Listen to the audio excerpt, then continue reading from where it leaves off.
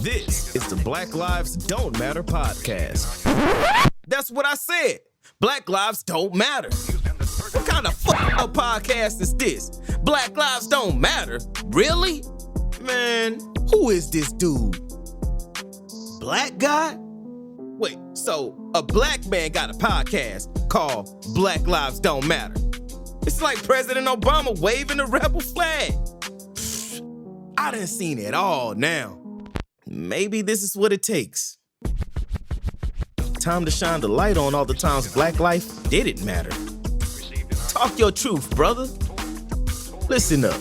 Let's get down with this. Because if black lives really mattered, we wouldn't need a movement. Now would we? Hey everybody, what's up? Welcome back to the Black Lives Don't Matter podcast. I'm your host, Deron Harris. Thank you for joining me this week. As everybody has seen, we now have a new president in the United States, and there are a lot of mixed feelings. Some people are happy. A lot of people are upset about it. I, for one, am one of the ones that is kind of upset about it because there are some things happening that I think that don't necessarily need to be happening. There's a lot of hypocritical behavior, let's just say, in the incoming administration's picks already. Today I woke up and my wife was already awake. It was about 5 o'clock in the morning and she was upset. And I asked her what was wrong, and she said that they put all of the DEI, the government's DEI employees, on paid administrative leave. And that's the preliminary to all of these people being fired. Now, if you're not unaware, DEI is code word for black people. All right. If just in case you're on the fence, you not really understand what it is, it's code for black people. And the reason why people are upset about it is because they feel that for a long time, black people were getting jobs just based on the fact that they were black people. Now, while that sounds like it could be a major problem, and it would be a problem, that's not necessarily the case. See, the problem has always been this. Even qualified black people have been missed for jobs, and these jobs have been given to white counterparts. I have fallen victim to that myself on many occasions. I used to be a restaurant manager, and I can't tell you how many jobs I've lost to fat ass and big titties, blonde hair and blue eyes, all-American athlete types. And I've had to work 10 times harder than my non-black counterparts to just have the same things that they have, things that they are given. There was a job that I applied for. Man, it was like 5 times I applied for this job. Really nice job. It was a really nice place. I'm big into tequila, and it was a Mexican restaurant with a large tequila selection, which, I know a lot about tequila. So I went and interviewed with this job, and they liked me. They said they liked me, but there was always something, I don't know, but then they didn't. So what ended up happening is I would interview for the job, and twice the general manager turned me down, once the director of operations turned me down, and I think once the owner actually turned me down. So they ended up hiring all these other kids. They hired some kids, some college kids. None of them, unfortunately, were black children or black kids. They hired these other kids, no other ethnicity. And I was like, all right, fine. I didn't think too much about it. They didn't even hire any Mexicans. As a matter of fact, there were no Mexican people in the front of the house. There was only Mexican people in the kitchen.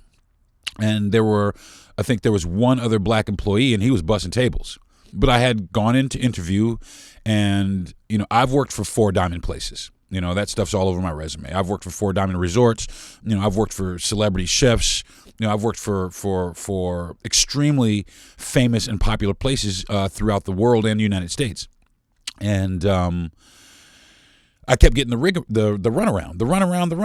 So I didn't get the job. So one day I'm sitting there after I had gotten a job, and I had been at my job for a long time. I got a phone call, and it was from that company that didn't hire me 4 times. And they asked me if I would be interested in coming in for an interview. And for a second, I was really excited about it, but then I thought about it.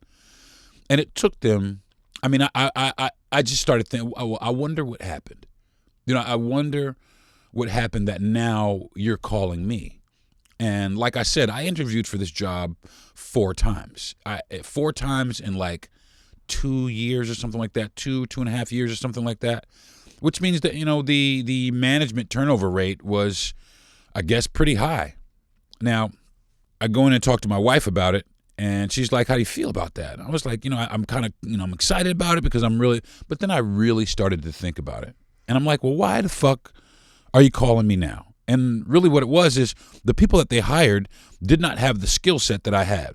They did not know about the product. They didn't know like an inkling of the product. So what I did is I scheduled the interview, and I went into the interview, and I sat down and I listened to the guy tell me about everything, and I cut him short, and I said, hey man, I just want to let you know, I took this interview for one reason, and that was to tell you guys that I am not interested in working for your establishment. And the reason why is because I've applied here 4 times, and 4 times I was overlooked for people that were less qualified than me, but less pigmented than me. And I'm always going to say it. You know what I'm saying? I'm not some guy who's just going to tuck it away. I'm going to put it in your fucking mouth and make you chew on it. You know what I'm saying? So in that, I told dude, thank you. I appreciate it. I'm sure you guys got a great product and a great business, but I can't come to work for you.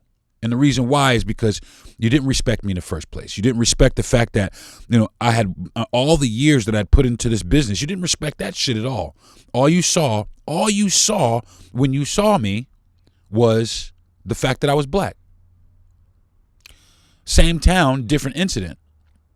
And I'm actually gonna say the name of this place, and if I can fucking remember it. Anyway, it was a very popular seafood place here in Florida. Very popular, very upscale seafood place. And I went in, I applied for the job. I got a call back, and I went in and I sat down and talked to the general manager. We had a great conversation, and he told me, he said, well, I think I've made my decision. I think that you might be a good fit. So I went home, and I was waiting for the call, and I waited, and it was a couple of days. And I got back up and I went in there, and I talked to the general manager, and he said, well, I guess they had other ideas. The owners of the place had other ideas.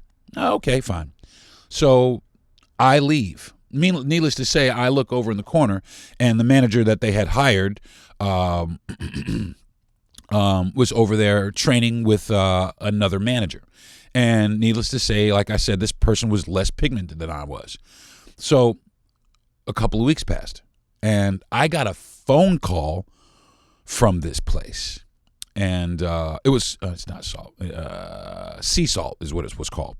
I got a phone call from this place, Sea Salt, that I interviewed. And they scheduled an interview with me, but then I went in and I was told that the position had been closed. And what had happened is that they realized that they didn't have a manager. They fired a manager. They came across my resume again, and they called me to schedule an interview, and then they realized who they had called to schedule the interview, and it was me. And that's happened to me, not once, not twice. I mean, it's happened to me more times than I can count on both my hands. But I never get discouraged about it, because I know my skill set. I know that I do a good job at what it is that I'm here to do. Come on, cat. Sorry about that, folks. I had to let my cat back in the house. He gets really vocal when it's cold and wet outside. But anyway, back to the story. Long story short is I'm very confident in what I am able to do. But a lot of people, even though they see the credentials, they see my credentials, they're not confident that I can do the job based on this fact that I'm a black person. I'm a black man. They just don't think that I can do it. They don't think I have the capacity. They don't think I have the intelligence. They just don't do it. And when I do a good job, they're like, oh, wow, you did a really good job. Well, why were you surprised? Would you expect somebody else that you hired with this credential to do a good job? Why is it such a big deal that I do a good job, or that you have to accentuate the fact that I have done a good job, when you don't do that to anybody else? You don't need to do it. If you hire somebody, you should expect them to do the job that you hire them for. And if they're not able to do that job, then you have a problem. And this is what has happened on many occasions. My wife just walked in. Remember when Red Mesa called me, babe, and asked me to come interview after they interviewed me and didn't hire me for 4 times? And it's that happens to me. And it continuously happens. People are like, oh, you're exaggerating. No, I'm not fucking exaggerating. This happens here. Okay? This is the United States of America. A lot of people don't understand. We live in two different Americas. Okay? Certain people don't understand what people like me go through because they've never had to go through it or internalize some of the things. I live in a town, right? I live in a rural town in North Florida. And in this, I graduated high school in this town, and I'm not from here originally. Now my family is from here, and they've been from here for generations. And I guess a lot of people, other people's families have been here for generations, and they've learned some behavior here in this town. So, in this town, I've been called nigga in my face, again, more times than I can count on both my hands. One time, I had a friend here named Brian. And we used to go, me and Brian is a white guy, really great friend of mine. And all of Brian's friends are black. Me, Tony, Jobo, Dwayne, all of Brian's friends were black. Brian's family owned a mobile home company here in town called Circle B Mobile Homes, which has since closed. Now, Mr. Goodson, real nice guy to us, very nice guy. His wife, Mrs. Goodson, very, very nice lady to us, but would never let us in the house. Would never let us drink out of glasses. We had to drink out of plastic cups. She would never let us drink out of glasses. She would speak nicely to us, but then you would hear her talking to her husband behind the wall, and all she did was call us niggas. That's these niggers out here, they're coming to play pool with Brian all the time. Is that good? And Mr. Goodson, even though he felt the same way she did, he was a little more relaxed about it because he didn't see us as any kind of threat. We were there every day. We hung out with Brian every day. Brian was our friend. You know what I mean? Brian, this was in high school. Brian's still my friend. You know what I'm saying? And it's one of those things where I'm just like, hey, man, people are going to have to start to understand at some point that people are people, okay? And just because you are a different pigmentation or a different color, that doesn't make you special. Like, I'm not claiming to be special. I'm just asking for equal treatment, which I don't receive, and I'm already geared up for that. And it's a shame when I walk into any place for anything. I'm already geared up to be discriminated against.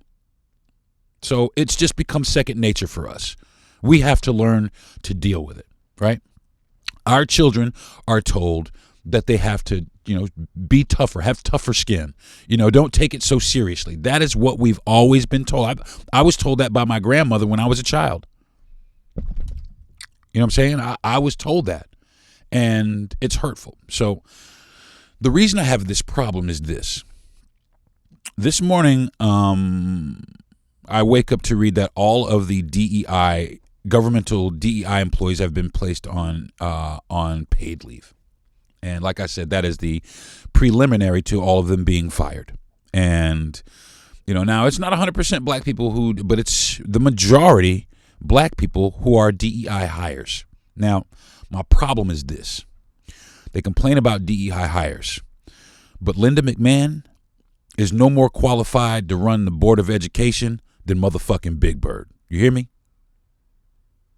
Pete Hegseth is no more qualified to run our fucking military than motherfucking the Cookie Monster. These motherfuckers are not qualified, but they are placing them in place because they are loyal to this agenda. And that agenda, I hate to say it, is fiercely against us. And they smile and they coo with each other, and they hire our what do you want to say?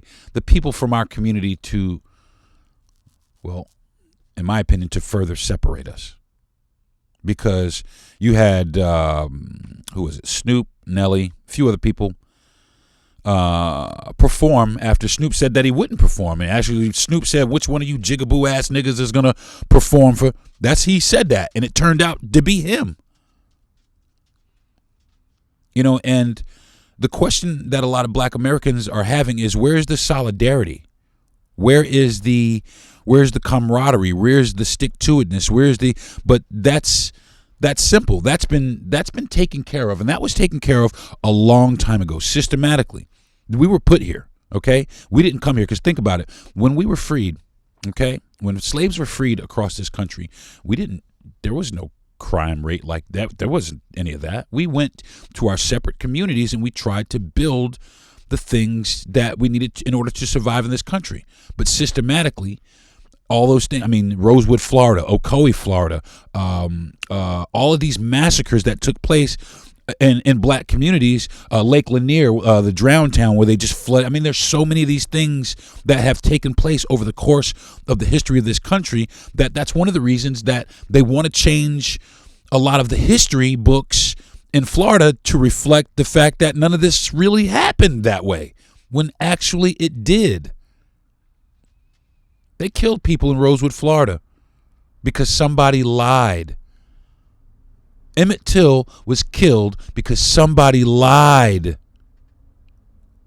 The Greenwood District was destroyed because of jealousy. These people were doing great and better than the people in that in that state, and those people were jealous, and they came and killed hundreds of people, piled them in the streets, and burned the buildings to the ground. And they want to erase that. They want to make it seem like that never took place, that never happened. You know, like that is not part of American history. But it is. It absolutely is. But then people have the nerve to call us or black people violent. But we didn't do any of that. The reason why black people are considered to be violent is because of the socioeconomic status that we have been placed into. We were legislated into this. Okay, there were laws and minutia passed us into this, because in the 60s, one of the things that I heard it was a white man who was talking about the unity of the black family and how that it was a great thing. It was a white man talking about how the unity of the black family was a great thing. But shortly thereafter, in order to keep black people relegated to that position, things started happening. They started passing certain laws. They made it so if you were disadvantaged, you could get public assistance. Your family could get public assistance, but you couldn't get it if your husband lived in the house. They wouldn't feed you and your children if your husband was there. So what did you do? You got rid of your husband in order to feed your kids. And what did your husband do? He went out there in the streets and he tried to make a living any way he could. And what happened? He was incarcerated behind that, because as you go out and try and get jobs and they don't give them to you, you have to figure out a way to try and make ends meet. Try to meet the ends for your family. That's anybody. That's fucking anybody. But I'm sick of people placing black people inside of this box where we're not able, or we shouldn't be able to do that. You know why you don't have free health care in America? Is because they didn't want black people to get it. Do you know why you don't have free education in America? Is because they didn't want black people to get it. And if you don't believe me, turn a fucking history book back and go look it up. And do me a favor. When you're looking back at history, don't just go back and look at white history, because that's not the only history. Okay? Go back and look at black history. Go back and look at Native American history. Go back and look at history from overseas.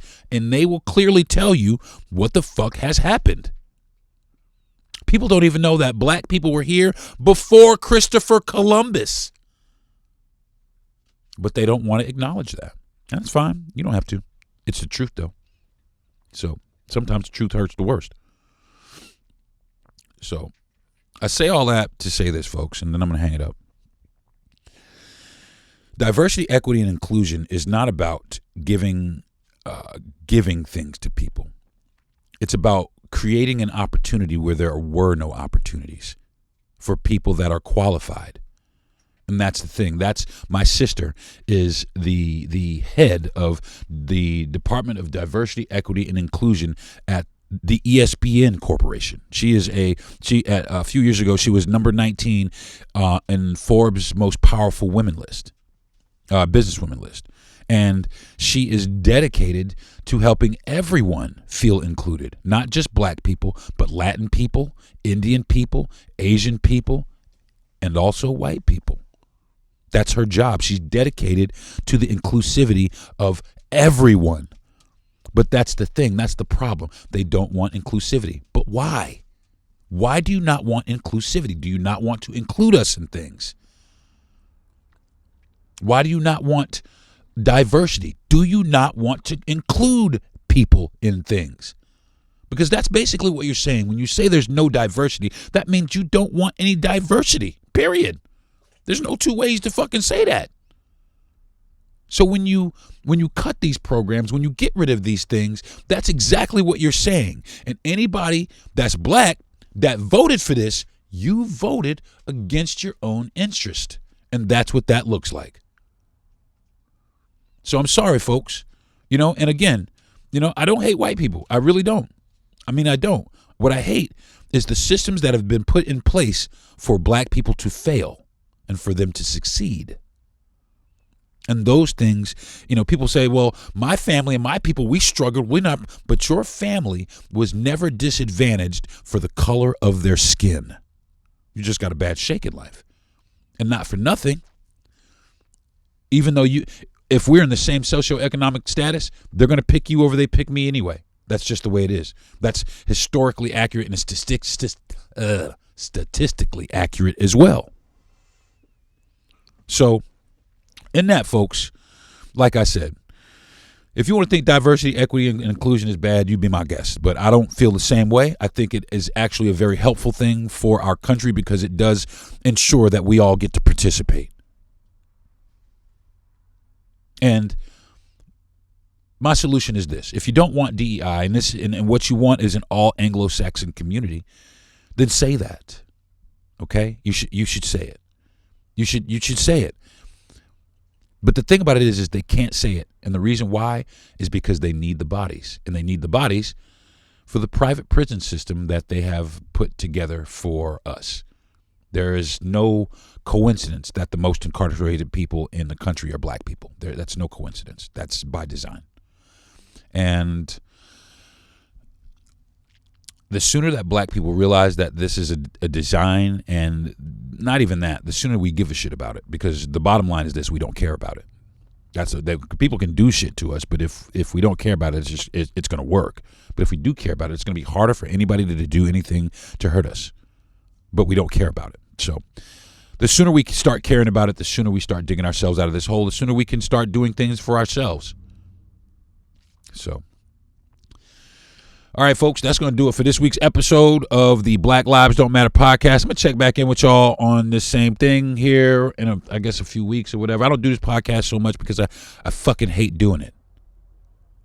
I hate doing it because I hate having to call people out. I hate having to call white people out, and I hate having to call my own people out. I just wish that we could understand that we are all here and we are all better together. But people spend so much time trying to divide us apart. And it's sickening, and it's making me not want to participate here. So, on the tarmac in Bethesda, there is an African ancestry test sitting on the tarmac, and it is on its way to my house. And I'm going to figure out what my lineage is. Because that's one thing that black people in this country, we have in common, is we don't really know where the fuck we came from, because we were taken from where we came from. We were brought here against our will, and all of our lineage stops. All of our knowledge of our lineage stops there. But there are places now. There are African ancestry that can pinpoint where you're from all the way down to the actual tribe. So I'm trying to figure out where I come from. In the instance I find out where I'm from, I'm going to apply for a passport to that place, and I'm going to go there. And I'm going to visit. I'm going to see my people. And I might come back. I might not. It depends on how we behave here in this country. Because I'll tell you what, if this country has no love for me and my people, then there's no reason for me to fucking be here now, is it?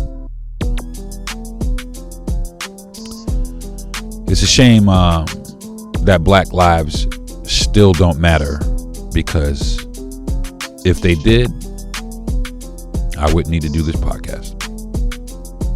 I'm Deron Harris, y'all. See y'all next week.